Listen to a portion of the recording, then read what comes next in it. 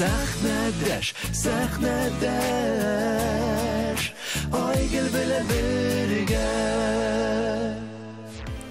Хәерле кич, дуслар, исәннәрмесез? Артист кеше өчен иң кирәкле сыйфат ул тырышлык. Әгәр дә тырышлык булмаса, талантны юк итәргә дә мөмкин. Әгәр дә артист чын күңелдән, чынлап тырышып эшли икән, димәк ул үз һөнәренең остасы.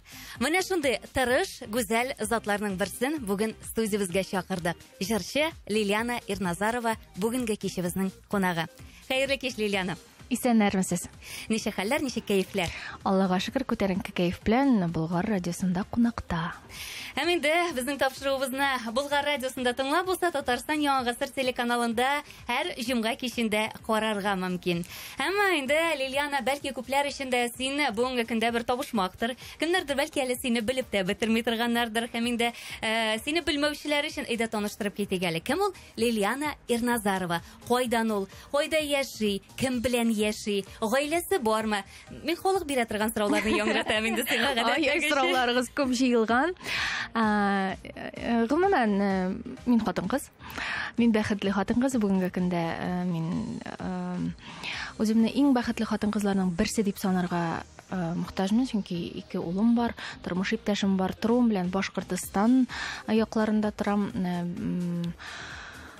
Халкым белән бик холыклы кешемен.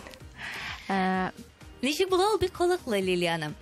Кызу, үҗәт, тәкәббер. Бу минем күзлектән ничек күренәсең, шуларны сөйлим әле мен. Шул ук вакытта тырыш, талантлы. Барса туры киләме? Миңа калса, кешегә сыйфат, кешегә тиң барлык сыйфат та миндә бар. Алар һәр берсен ни дә булса ситуациядә килеп чыгарга мөмкиннәр. Коркыныч кеше икәнсең. Шундыйрак үземнән куркам. Кайда яшисең бүгенге көндә? Бүгенге көндә мин Башкортстанның бик матур төбәгендә яшим. Ул инде минем туган җирем дисәң дә, бу артык булмас. Үз гаиләм белән тынычлыкны яратам. Шунлыктан кичкенә шәһәрдә яшәп ятам, Дүртөйле дигән шәһәрдә. Көндә трассада йөрүем, бик күп концертларда катнашуымнан соң, мин шул үземнең йортыма кайтып, барсыннан да ябылып, матур табигать кочагында яшәргә үземә ничектер юл куйдым, чөнки миңа шулай уңайлы. Менә шушы шоу-бизнестан арып, мин анда кайтып, рәхәтләнеп, тәнсихатын алып, яңадан көчләр җыеп, яңадан инде сәхнәгә чыгам. Лилиана, күпләр башкалабыз Казанга тартылалар. Мин Башкортстаннан килгән һәрбер җырчыга, һәрбер артистка бирәм бу сорауны. Сине дә Казан тартамы? Яшәп карадым, вакытында 6 ел яшәдем, чөнки мин монда укыдым. Казан дәүләт университетын бетердем. Хәзер инде 2нче югары белемемне Венера Хатовна Ганиевада алам. Еш йөрергә туры килә. Ничек дип әйтим, еш йөрү аркасында мин Казанны сагынырга вакытым юк. Әгәр дә инде мин теге Дүртөйледә генә торып, Казанга йөрмәгән булсам, әлбәттә сагыныр идем. Чөнки мәркәзебез Казанда барлык татар милләте өчен мәдәният үзәге бу. Бу яшерен батырын түгел. Мин монда килсәм, һәр вакыт әйткәнем дә бар, ишеткәнегез дә булгандыр, ниндидер бүтән тормыш белән яшим. Монда ниндидер шундый энергия ташып тора, ничектер яңа җырлар яздырасы килә, яңа ниндидер костюмнар тектерәсе килә. Әмма ләкин бу вакытлыча гына. Менә бер аратна торасың, арыйсың. Аха, теге батарейканың минус ягы күбрәк яна башлый. Димәк, бу ритм сиңа бераз кызурак. Кызурак дип әйтергә, монда теге зарядка алырга киләсең дә, кайтып тегендә зарядыңны түгәсең дә, тагын зарядка алырга киләсең. Мин беләсең, мен нәрсәгә игътибар итәм? Башкортстанга син кайтасың, Казанга син киләсең. Шулаймы? Әйе. Казанга кайтмыйсың? Казанга киләм. Казанга шатланып кунакка киләм һәм туган йортыма кайтам. Әмма ләкин бу тиз арада үзгәрергә мөмкин. Мин Башкортстанга килергә мөмкин, Казанга кайтырга мөмкин. Без бит артист халкы. Үзгәрүчән холыклы. Әйе, без бүген артыбыз белән иртәгә алдыбыз белән шуңа. Лилиана, менә күпмедер дәрәҗәдә мин сине беләм. Һәм шул ук вакытта мин сине бер ара бик узакка югалтып тордым. Лилиана шундый дулкын булып, агым, шаукын булып килеп кирде дә татар эстрадасына, шундый менә энергетика белән, шундый менә якты нур булып килеп кирде дә, кояш булып, һәм бер ара теге кояшны булат каплый бит әле. Шалт итеп юкка да чыкты. Шалт аяскынны булат каплаган кебек юкка чыкты. Һәм инде хәзер тагын әкрен менә хәзер инде син ялт итеп түгел, әкрен адымнар белән яңадан татар эстрадасында пәйда булдың. Бу югалып торуның сәбәбен беләсе килә. Бу югалып торуның сәбәбе хатын-кыз тормышында була торган хәл. Мин инде әни булдым, беренче тапкыр әни булдым. Әлбәттә, бар булган вакытымны улым Назарыма багышладым. Анан тагын янәдән инде киҗип, менә хәзер тагын чыгам дигәндә, икенче улым Диярым барлыкка килде. Хәзер инде мин ничектер теге үлчәүләр өстенә гаиләм белән сәхнәне куйганда, алар ничектер гаилә ягы күбрәк. Шуңа вакытым булганда шөгыльләнәм, вакытым булмаганда шөгыльләнмим. Бу минем инде хәзер ничектер теге күңел өчен. Бу минем күңелемнең тынычлыгын табыр өчен. Хобби дип әйтсәк була инде. Сәхнәсез мин тора алмыйм. Хәтта минем тормыш иптәшем дә шаярып әйтә, бераз ызгышып алсак, сиңа сәхнәгә барырга кирәк бугайды, кайфың юк ди. Бар әле җырлап кайт әле берәр җирдә дип мине шулай дип чыгарып җибәрә. Энергияне җыеп түгеп дигәндә кайтам да яңадан гаиләм кырына кайтам. Азмы күпме Лилиана Ирназарова белән таныштыра алганбыздыр дип уйлыйм. Инде безнең студиябездә килгән һәрбер кунак тере тавышка җанлы концерт дип әйтәбез, тере тавышка җырлый. Һәм Лилиананың тере тавышка җырлавында бернинди шигездә булмаска мөмкин, нинди көчле җырчылар бар. Лилиана нәкъ шулар рәтендә. Лилиана, сине иң беренче булып сәхнәгә алып менгән җыр белән без яңа сәгатьне башлап җибәрдек. Әлеге җыр ничә ел элек язылды? Менә шушы сәхнәгә алып чыккан җыр сине ничә ел элек иҗат ителде? Бу җыр бик уңышлы булды. Бу хәтта ки бүгенге көнгә тиклем шушы җыр аша мине күпләр таныйлар. Бүтән җырымны белмиләр, әмма ләкин мин җыр булып сиңа кайтырмын дисәң, бу бит теге Лилиана Ирназарова диләр. Теге вакыттагы бик күңелгә үтеп керешле җыр булды ул, миңа бик ошый. Миңа да ошаган җырларың бик күп. Һәм инде шул җырларыңны тамашачыларга да җиткерик һәм рәхәтләнеп бүгенге кичтә синең җырлавыңны тыңлап хозурланыйк әле. Әйдәгез.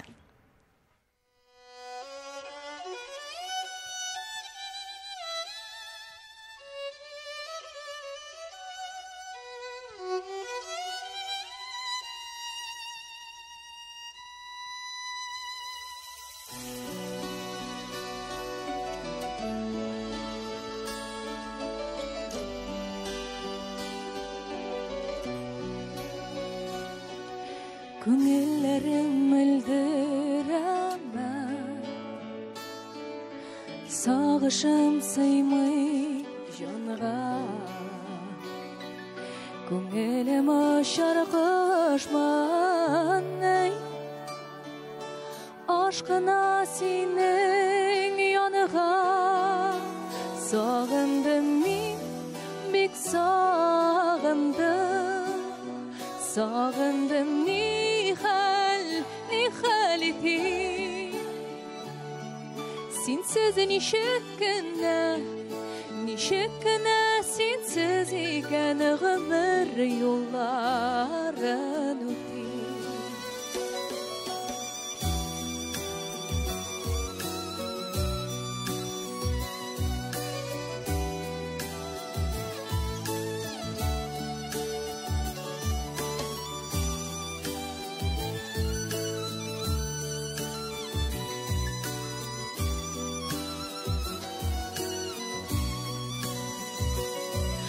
Уйларым йөри адашып,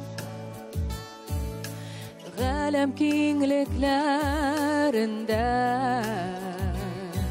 Саксык булып күренәм мин, керәсең төшләремә. Сагындым мин, бик сагындым, сагындым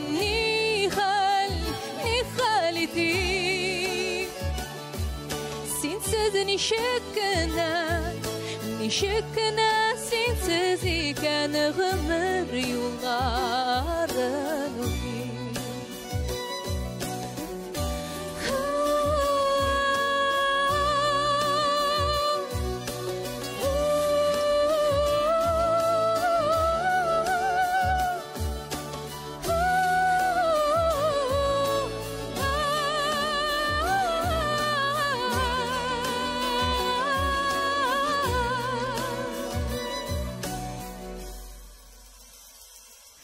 Sağınıvam şikten aştı.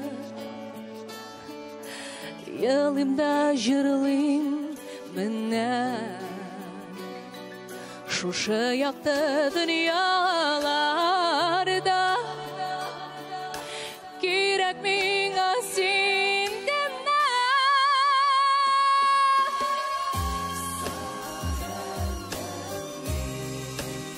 Sağındım nihal eti. Bir haberinde nişekine sensiz iken ömür yolların öti. Sağındım min, bek sağındım. Sağındım nihal eti.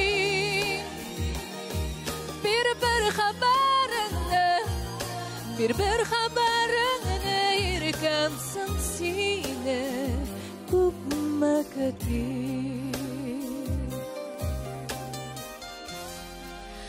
Sağındım canım.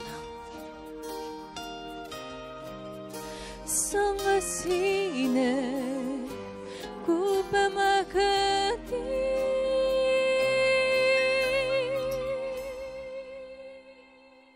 Лилияна Эрназарова студиябызның кунагы һәм чираттагы җырыңны да тыңларга без әзер. Син әзер булсаң.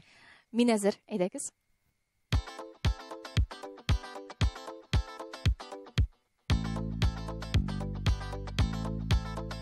Хоп! Әгәр дуслар, әгәр дә бүкләрдә утырсагыз, рәхәтләнеп мине белән бигеп утырыгыз. Өйдә булсагыз, тыпырдагыз, яме күршеләрегез батареяга рәхәтләнеп шакырлык булсын. Эх!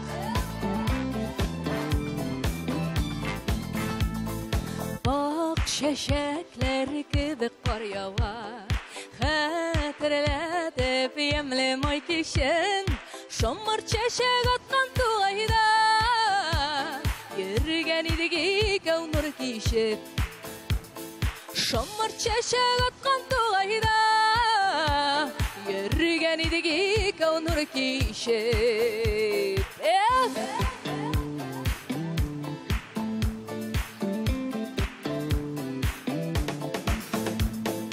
Kırmış yolları bu şul kişte. Ayrıldı terli yaklarına. Her şolayda irkem gel iste. Alıştırmaman yatlarına. Her şolayda irkem gel iste. Alıştırmaman yatlarına.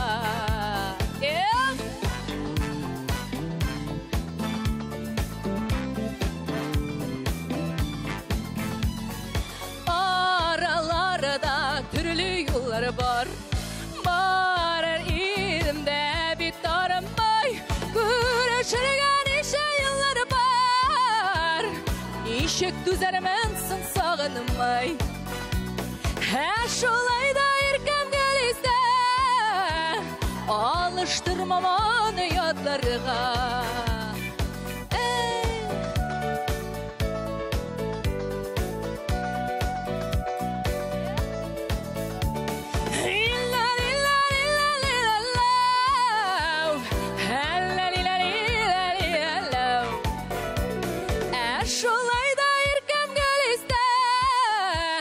Alıştırmaman yatlarına. Şolayda irkem gel iste. Alıştırmaman yatlarına.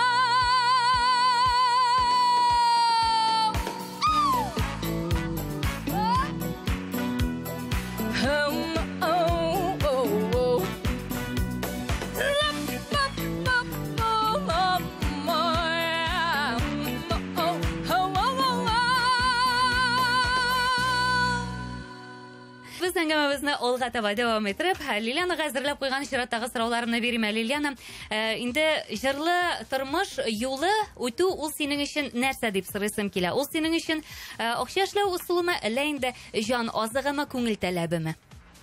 Мин моны инде бераз әйтеп киткән идем. Бу минем теге әйтәләр күңел сырый. Күңел сырый. Мин инде теге эпи белән май өстеннән кара һәм кызыл икра өчен бүтән өлкәдә эшләп торам. Җыр минем өчен ул ниндидер икенче сулыш. Менә җырламасам, мин ширли башлыйм, авырый башлыйм.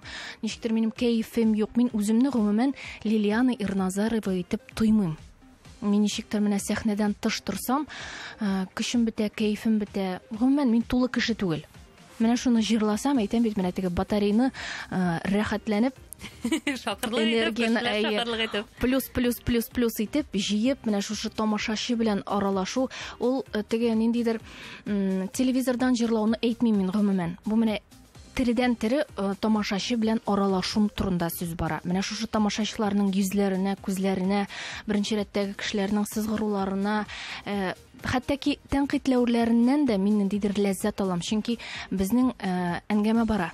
Чөнки без тере, без бер-беребезне ошатмыйбызмы? Бу нинди дә булса процесс. Менә шушы процесс миңа ошый. Менә шундый Лилиана Ирназарова безнең студиябызда һәм ул туры сүзле дип әйтәсем килә. Шулай ук безгә аралашырга күпмедер дәрәҗәдә җиңел дә, чөнки бер-беребезгә курыкмыйча нәрсә уйласак, шуны әйтә алабыз һәм инде рәхәт менә шундый кешеләр белән аралашу. Артыңнан теге астыртын сөйләп йөрүчеләр түгел, ничек бар йөзеңә шулай дип әйтүчеләр. Рәхәт ул рәхәтләнеп шәппәп әйтеп куясың малай. Кеше анда басып торамы, утырып каламы шунда синнән соң. Ну менә миңа да шулай ук шәпәүчеләрне яратам. Арттан сөйләмәсеннәр иде менә. Ничек бар шулай әйтсәләр? Шәпиләрме соң? Шундый сүз китә. Әйтәләрме? Хак дөресен сиңа әйтәләрме? Бүгенге дөньяда без ничектер теге бүгенге дөньяны театр дип атарга мөмкинбез. Кешеләр син ишетәсе килгән сүзне генә сөйлиләр хәзер, кызганычка каршы. Иң якыннарымнан гына мин менә шушы тәнкыйтьләү сүзен, дөресме дөрес булмавымны ишетәм. Устазымнан, минем устазым, бик хөрмәт итәм, яратам. Шушы тормышымда очрауына Венера хатынның менә ул әйтсә әйтә малай. Утырып каласыңмы анда, сөяп куям ул сине, басып каласыңмы, ансы синең карамакта, әмма ләкин аның сүзе һәрвакыт терәк, дөрес һәм ул теге менә аңарда шөгыльләнгән кешеләрнең йолдыз чире гомумән булмыйдыр димен. Чөнки ул вакытында утыртып куя, но аның сүзенә үпкәләп тә булмый, чөнки ул чын дөресен әйтә. Һәм син критиканы менә шушындай остазлардан, һәм инде бу өлкәдә күпмедер дәрәҗәдә үзенең фикере булган һәм күпмедер дәрәҗәдә профессионал булган кешеләрдән әйтелгән сүзләргә күбрәк игътибар итәсең һәм инде син моңа колак саласыңдыр. Колак салам, әмма ләкин дөресен әйтәм, критика дигән нәрсәне дөрес кабул итә алмыйм, кабул итә белмим. Мин аны ничектер Алайса сиңа критика әйтергә куркыныч? Юк, мин аңа кешегә белдермәсәм дә, ул минем кәефемә кагылышлы ничектер күренеш булырга мөмкин. Ну, кәефемнән күрергә мөмкиннәр, ошадымы бу миңа, ошамадымы, әмма ләкин һәр әйткән сүзгә әйе, рәхмәт дип булса да, башкагы булса да карап торырга тырышам. Но шәхесләргә гомумән мин белмим бер шәхесне дә критиканы дөрес итеп кабул иткән. Чөнки без сәхнәгә чыккан кеше мин беренче дип чыкмасак, без гомумән шәхес була алмыйбыз. Без бит инде кешегә нәрсә дә булса алып чыгарга тиешбез. Моны алып чыгыр өчен без үзебезне бераз шушы кешеләрдән үстен күрергә тиешбез. Үстен күргәч, бу бит инде теге ничек була, теге мин алама дип чыкмыйбыз бит инде, мин самый лучший, мин иң әйбәте дип чыгабыз. Әлбәттә мин иң әйбәте дип торганда сиңа менә син иң әйбәте түгел, менә синең бу кирәкләрең бар дигәндә, ул дөрес кабул ителми, әмма ләкин ул кирәк. Менә шул нәрсә булмаса, үсеш туктый. Хәзерге көндә артистларның тормышы артык ачык, менә уч төбендә кебек дип әйтәгәме? Ул бит инде социаль челтәрменең сәбәпчесе, моны бөтенебез дә беләләр. Элек менә җырчыларга, артистларга ниндидер бер алихәләргә, фәрештәләргә караган кебек караган булсалар, хәзер исә беразна дистанция югалды җырчы һәм тамашачы арасында. Менә дустына әйткән кебек, ул үз сүзен социаль челтәрдә менә үз туганына әйткән кебек, беразна кыйынсынмыйча да әйтеп куярга мөмкин, бәреп әйтергә мөмкин дип әйтәбез. Синеңчә, менә бу очракка киртә куярга вакыт түгел микән, Лилиана? Менә мин синең туры сүзле булуыңнан чыгып, шул хакта сорыйсым килә синнән. Бу киртәләрне миңа калса, бу киртәләр ана сөте белән керергә тиешләр. Әгәр кешенең тәрбиясе белән булмаса, ул менә шушы киртәләрне уза. Әгәр кешенең тәрбиясе булса, менә мин берничек тә кешегә менә ул әллә ничек менә ямсыз киенсә, ямсыз нәрсәдә булса эшләсә, мин кешене менә минем сүзем рәнҗитерлек икәнен белсәм, мин аңа беркайчан әйтмичәкмен. Кара, без ямсыз әйберләр турында сөйләшә башладык әле инде. Минем бүгенге кичтә гел матурлык кына сөйләшәсем килә. Гел матур җырлар гына тыңлыйсым килә. Лилиана Эрназарова студиябезнең кунагы һәм инде Лилиана чираттагы җыры белән безне куандыра.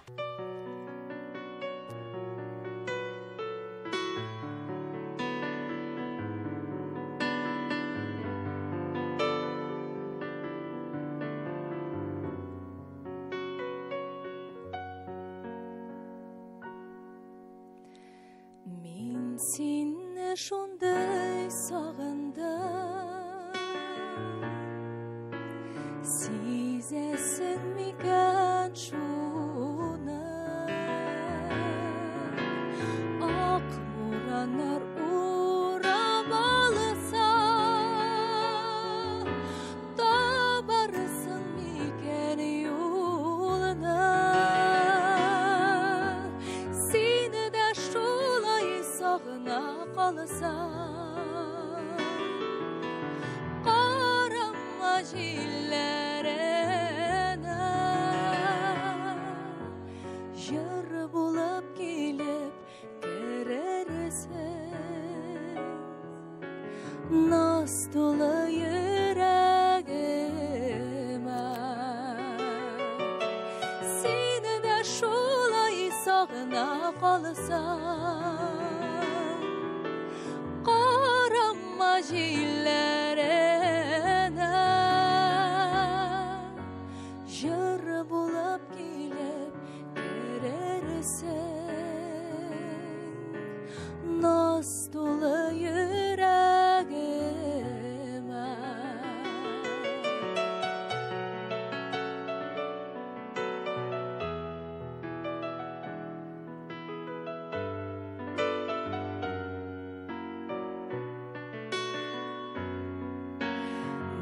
Сине шундай сагындым,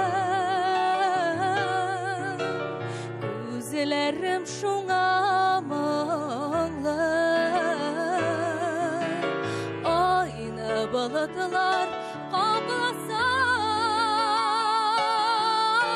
табарсың микән юлны?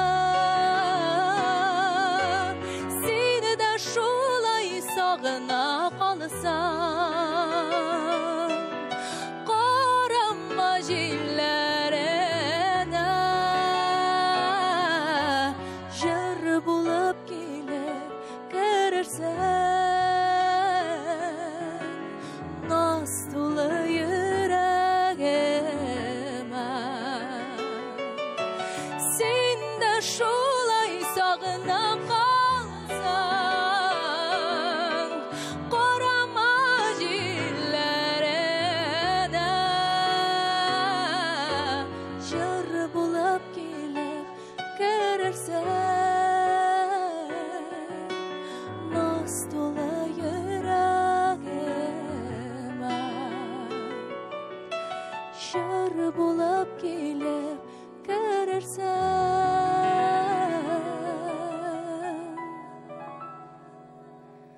наз тулы йөрәгемә.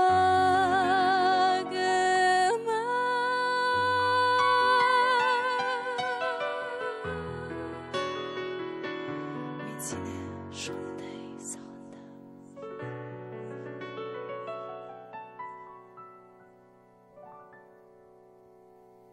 Вильчеринский. Зор рәхмәт. Дөньяның агы да була, карасы да була. Һәр төсендә. Көккә карап, башыбызны югары күтәреп атларга язсын. Без бу дөньяга матур эшләр эшләргә дип туганбыз.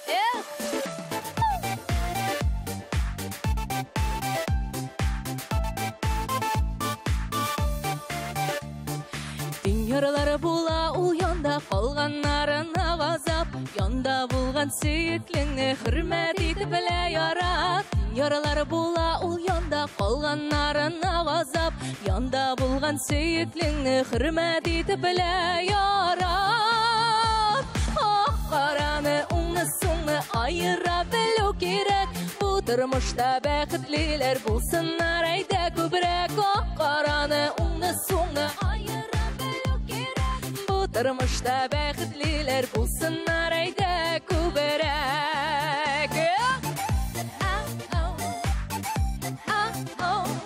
Сак адымнар белән атла киләчәк дигән юлга, бар адымнарда аерыла, уңга булмаса сулга. Сак адымнар белән атла киләчәк дигән юлга, бар адымнарда аерыла, уңга булмаса сулга.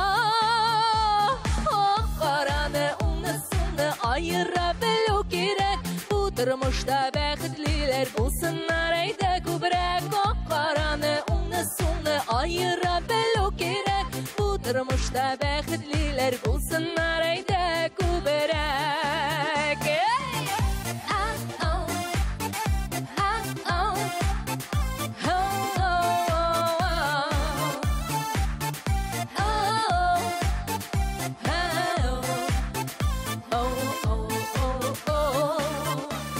Ялгышулар, саташулар, була барсы да, әйләнмәсен ялгышулар, йөрәкләр ярасына. Ялгышулар, саташулар, була барсы да, әйләнмәсен ялгышулар, йөрәкләр ярасына. Ак караны, уңны суңны аера белү кирәк. Бу тормышта бәхетлеләр булсыннар, әйдә күбрәк. Ак караны, уңны суңны бу тормышта бәхетлеләр булсыннар, әйдә күбрәк. Ак караны, уңны суңны аера белү кирәк. Бу тормышта бәхетлеләр булсыннар, әйдә күбрәк. Ак караны, уңны суңны аера белү кирәк. Бу тормышта бәхетлеләр булсыннар, әйдә күбрәк.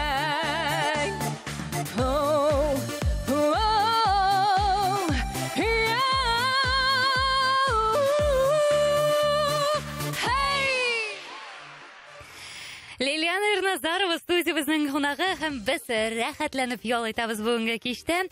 Лилияна, син инде бик күп бәйгеләрдә катнашкан җырчы буларак беләм мин сине. Һәм шулай ук менә әле күптән түгел студиябызда булып киткән Алина Шәрипҗанова җырчы буларак конкурсларда мин гомумән катнашмыйм. Чөнки анда психикага зыян килә һәм җырчыны сындыра дигән иде. Билгеле, бу шулай. Тик менә көндәшлек шартларында гына үсеш һәм ныгу күзәтелә дип уйлыйм мин. Синеңчә, ничек? Мин инде теге башка артистлар турында җавап бирә алмыйм. Инде үземә әйләнеп кайтсам, мин бик күп конкурс бәйгеләрдә катнаштым. Дөресен әйткәндә, шушы бәйгеләрдә катнашып, менә шул психиканы ныгыту өстендә мин бик күп эш алып бардым. Элек мин килеп чыкмаса, ничектер төшенкелеккә бирелеп, кулымны төшерү ихтимал иде миңа. Һәр вакыт теге характерым ничектер төзелеп бетмәгән иде. Менә шушы бәйгеләр аркасында мин бүгенгә теге егылган сайын кагынам да тизгенә турып басам. Егылам да кагынам да турып басам. Һәр бәйгенең үзеңә сиңа карата нидә дә булса үсешкә карата нидә дә булса эш алып барыла.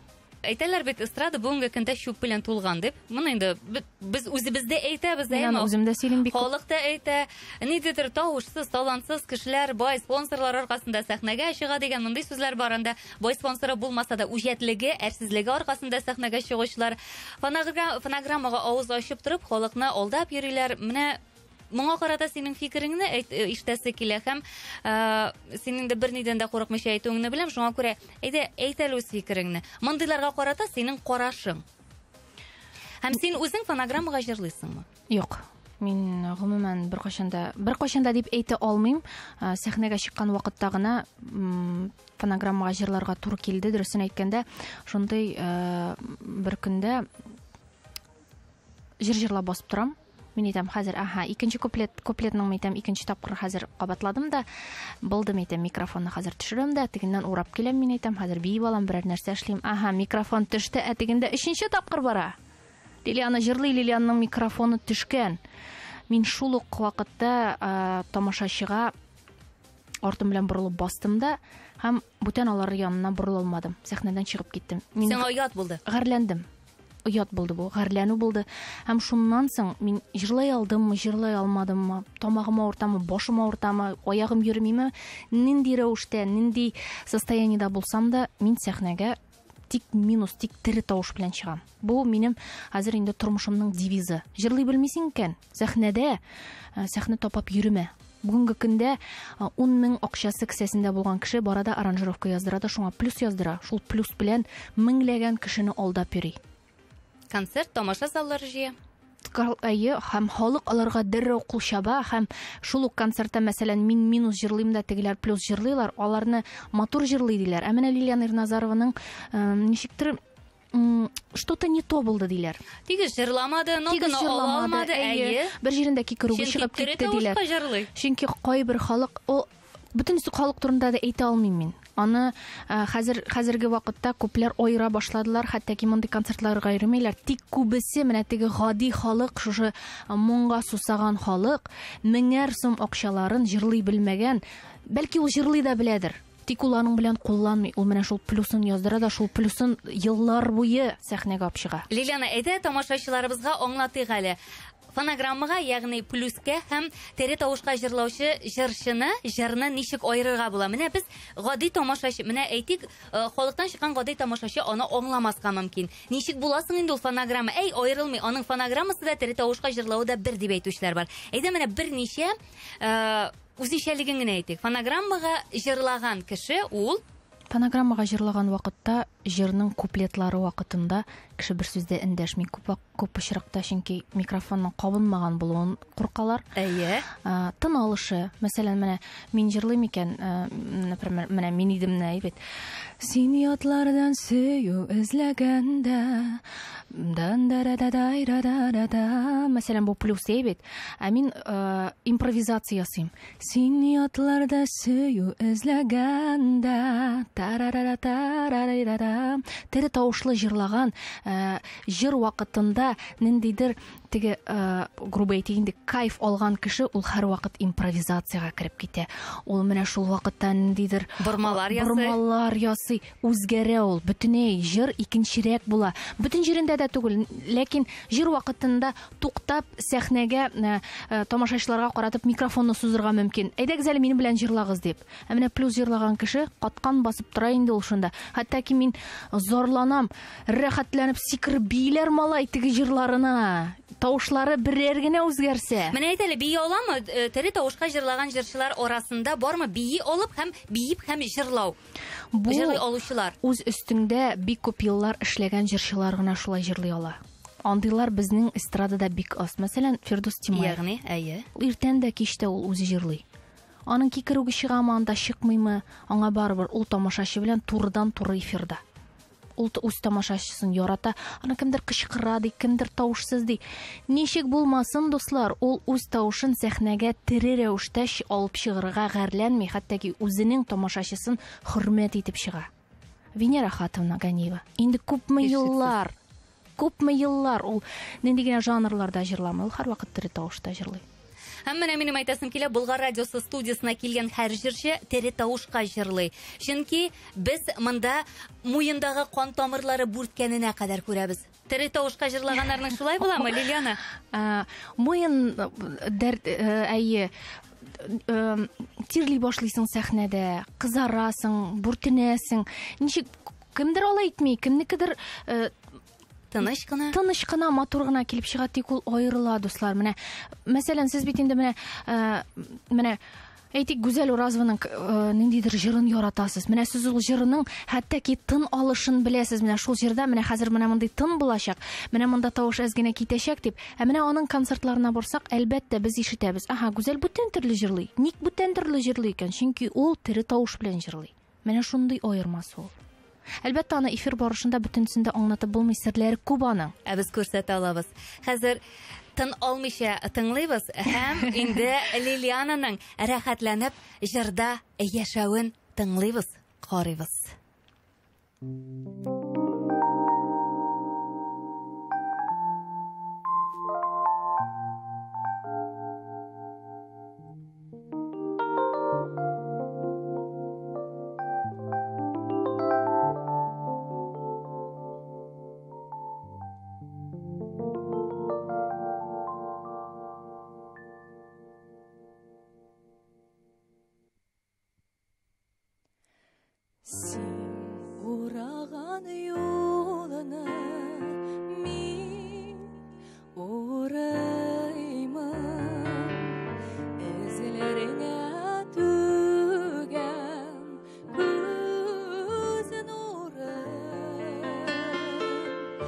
Сине сулаған языны мен сулыйма.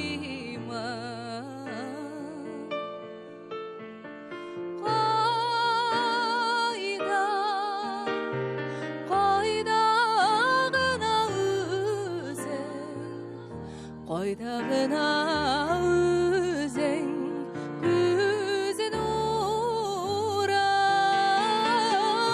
қайда ғына өзің қайда ғына өзің көзін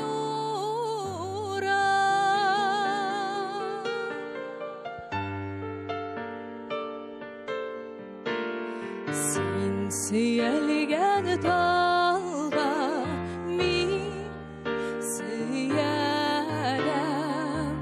бірлерге төгем көзін ұрып.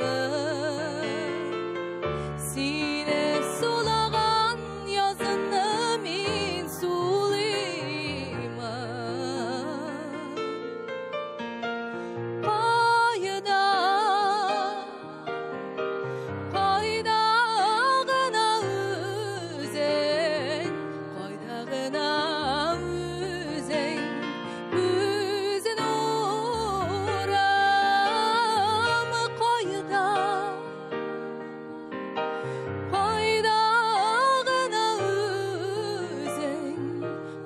Ғына өзің көзін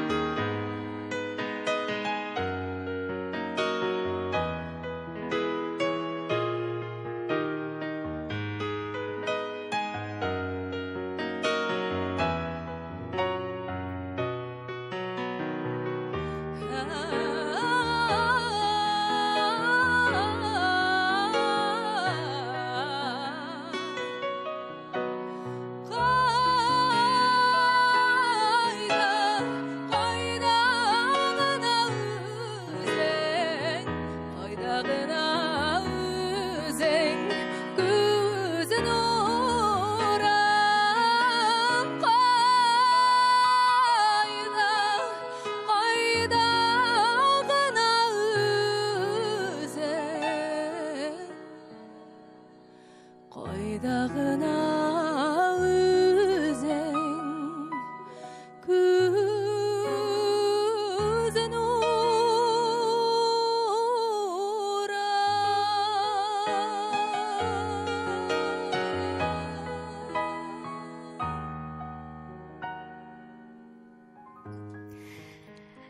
Лилияна Ирназарова студиябызда. Һәм без бик рәхәтләнеп аралашабыз Лилияна белән. Лилиянаның әлеге минутларда җырлаганда кемдер тын алганын, кемдер бәлки муен тамыры бүрткәнен, кемдер бәлки дөрес нота алмаганына кадәр булганын күзәтеп утыргандыр. Чөнки безнең тамашачыларыбыз арасында төрлесе бар. Бар профессионаллар, бар яратучылар, бар яратмаучылар. Һәм без барысын да яратабыз, билгеле, һәр баршасына да ачык йөз белән. Лилияна, менә бар шундый җырчылар гомер буе сахнада йөреп тә бәлки үзләрен таба алмаганнар, ләкин бер ике җыр башкарып та югары үрләр яулаган һәм инде югары баскычлар халык танылуы алган җырчылар да булырга мөмкин.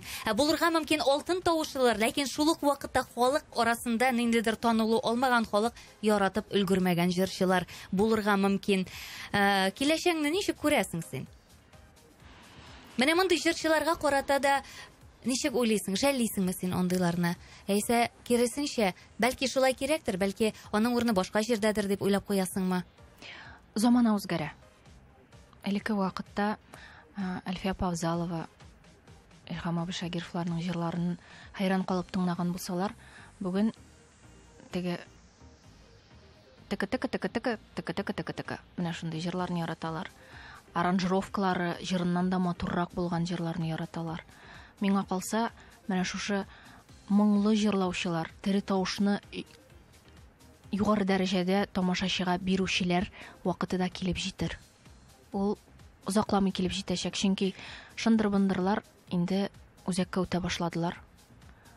Бер-берсенә ошаган теге клон җырчылар да бик күп. Аранжировкаларын ачсаң, бер үк аранжировщиклардан эшләп ошаш, тавышлары ошаш. Бөтенесе хәзер ретро җырларны тотып, үзенеке итеп җырлый башладылар. Шундый мода керде. Хәзер үзенчәлек дигән нәрсә бетеп бара. Әмма ләкин менә шул үзенчәлекле булган, менә шул алтын тавышлар дибез, моңлы тавышлар дибез, тере тавыш белән җырлаучыларның вакыты әле алда. Ул килеп җитәчәк. Менә мин әйтте диерсез. Булачак ул хәл. Мен шундый көтәм ул вакытны. Үз гомеремдә күреп кала алсам иде дип бик телим мин ул вакытны. Алла бирсә, менә шушындый әңгәмәләр булып, тамашачыларыбыз безне аңлап тыңласалар, шушы мотор җырлаучыларның концертларына йөри башласалар, бу замана тагы да тизрәк киләчәк. Тагын бер теманы кузгатасың килә, синең белән бәлки күп тә сөйләшә торганбыздыр. Ни өчен җырларга күп вакыт калдырмыйсың дип әйтүчеләр дә бар. Әлеге тапшыру барышында Сөйләшик әле, дуслар, кайчан тагын сөйләшәбез. шул вакытта минем аралашасым да килә. Минем җырчыны нинди дә булса эчтәлекле ягын ачасы килә. Тамашачы белмәгән ягын ачасы килә. Ә җырларын тыңларга билгеле, шушы җанлы концертны карарга мөмкин. Һәм инде аларның концертларына йөреп, концертларда аларның тавышларын ишетергә мөмкин. Татарча җырласалар да, инде туган телләрендә сөйләшә алмаган, шул телдә әңгәмә кура алмаган җырчылар бар. Җырларында да сүзләрне дөрес әйтмичә җырлыйлар. Милли моңны җиткерә аламы менә мондый җырчы? Ничек уйлыйсың? Ул сүзен дөрес әйтми, ул аңлап җырламый ул җырны. Менә мондый җырчылар нинди ноктага китереп җиткерер икән безне? Шундый сорауларны кузгатасыз. Бу эфирдан чыккан өчен минем бер 5 киллер көтеп тормаса бик хәтәр. Булгар радиосының капка төбендә. Әмма ләкин әйтәсем килә, үз фикеремне әйтәм дип килдем. Андый җырчылар күп. Бик күп. Кайберләре аңлап бетерми җырлый. Кайберләр аңларга тырышмыйлар да. Чөнки әйтәм бит, менә шул звук записывающий студиялар күп хәзер. Менә шул кем дигәндә 10 мең акчаң булса, шушы җырларны яздыралар да рәхәтләнеп, йөриләр малай. Инстаграмнарында подписчиклар җыялар. Бу кешеләр кызганыч, миңа калса кызганыч. Аерым әйтәсем килә, бар шундый җырчылар менә минем арамда, алар татарча сөйләшә белмәсәләр дә, алар татар сәнгатен күтәрү үстендә зур эш алып баралар. Мәсәлән, Алина Шәрипҗанова. Ул тырыша, сүздә юк, ул камилләшә. 2007 елда мин аның белән беренче тапкыр күрештем. Ул татарча 2 сүзне дә әйтә алмый иде. Ул үзе өстендә менә әлеге көнгә тиклем бик зур эш алып бара. Сөйләшергә өйрәнә. Дикция, диалект, хәтта ки аның кайнанасы да татар теле укытучысы икәнен беләм. Ул бик тырыша. Бар Руслан Сайфутдинов дигән җырчы. Ул безнең Башкортстан ягыннан бик талантлы җырчы. Аның да татар теле белән бераз проблемалары бар. Әдәби телдә сөйләшә алмый. Менә мондый теге көндәлектә сөйләшә. Әмма ләкин моны ничектер менә сөйләшә белми, шуңа җырлый белми, милли моңны җиткерә алмый дип әйтә алмыйм мин. Аерым очракларда аерым. Бар ул сөйләшә дә белми, җырлый да белми, нәрсә турында җырлаганын да белми. Исемнәрен әйтеп мактыйсың. Ни өчендер менә яманлый башлагач, бер генә дә исемнәрен әйтмәс. Менә белми дигәннәрнең исемен әйтә аласыңмы? Мин дөресен әйтәм. Әйдә дөресен әйтә алайса. Исемен әйтә аласыңмы? Менә ул татарча сөйләшә дә белми, җырлаганда да сүзләрен дөрес җырламый. Ләкин моңы бар. Менә бер генә җырчыны әйт миңа мөмкин булса. Менә шул турында без эфир барышында сөйләшкән идек. Кешене рәнҗетәсем килми, чөнки бу рәнҗеш булачак. Менә шулай булгач, мин аны әйтсәм, туры әйтәм, алар бүген валидол белән йокларга ятачак. Син туры әйтәм дидең, ләкин ни өчендер менә шушы туры әйтүдән без барыбыз да куркабыз. Ни өчен? Курыкмыйм. Курыкмагач әйт. Бу минем, ничек дип әйтим? Курыкмыйм мин аны. Эфир беткәч хәзер менә монда сүгеп ташлыйм сезгә мин аларны. Әмма ләкин эфир вакытын белми. Белмәгәч ул аны карый, тыңлый, яхшы җырчы дип шулай кабул итә Лилиана. Ой, дуслар, менә әйтәм инде малай, әйтәм. Сүзегез. Менә моны теге. Исемен ничек саңа карар, исеменә битәр теге. Әйтәсең җырлап җибәр бердә булмаса Лилиана, без исемен аннан соң искә төшеребез, ярыймы? Нинди җырыңны җырлыйсың? Уф, Аллам. Туры эфирне минем устазым тыңласа, мине отып бетерәчәк, ул әйтмәсмен, наверное. Әйдә җырлый галайса. Менә ул теге зажом дип йөргән җырчыларны, ой җиным сыймый. Аңладык бит барыбыз да, булды җитте. Мин аны кеше буларак белмим дә ул. Бәлки ул кеше буларак бик әйбәттер, но сәхнәдә аңа эшләргә биюе даже әйбәтрәк килеп чыга җырлавыннан. Шуңа бийсен иде ул. Син яхшы җырлыйсың, син җырла, Лилиана.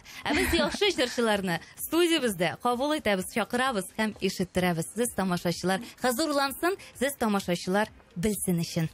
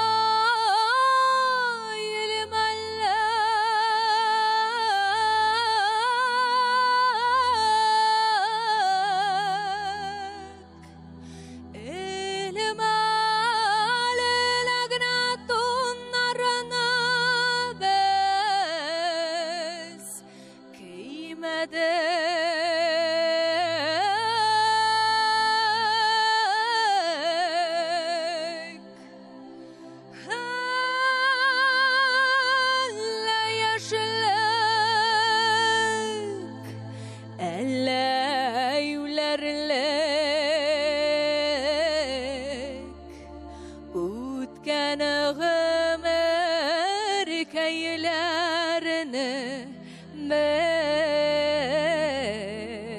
biz toyamadık.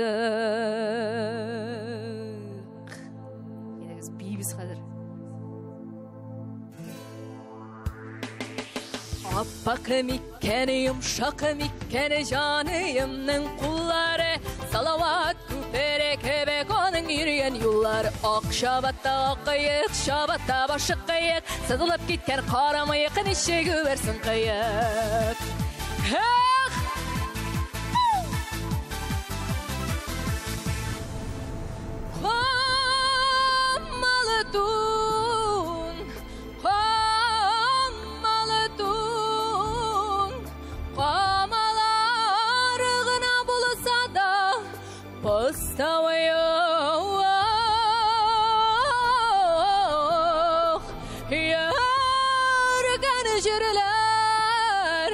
Kubulsa da size de yakın motor dostlarım yok. Appak mikkeni, yumşak mikkeni, canıyımның kulları, hep salavat küpere kebek onun yürüyen yollar. Akşabatta akıyık, şabatta başı kıyık, sadılıp gitken karamayıkın işe güversin kıyıp. Akşabatta akıyık, şabatta başı kıyık, sadılıp gitken karamayık, sadılıp gitken karamayık, her işe güversin kıyık.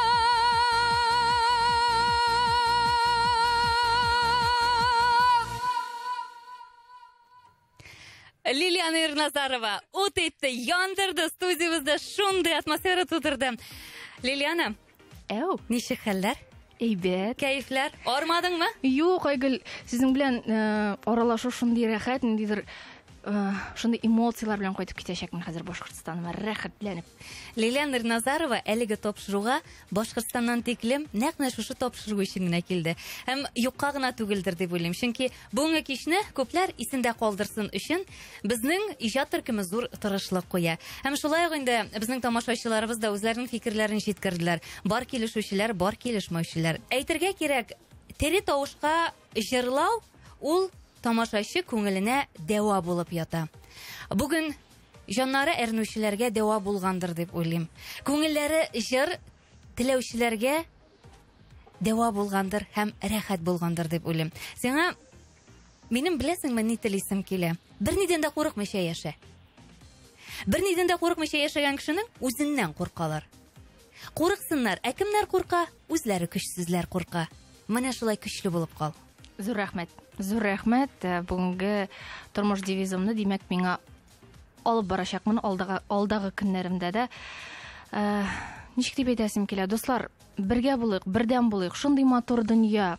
Рәхәтләнеп, зур шәхесләргә әйләник. Милли моңыбызны үстерик.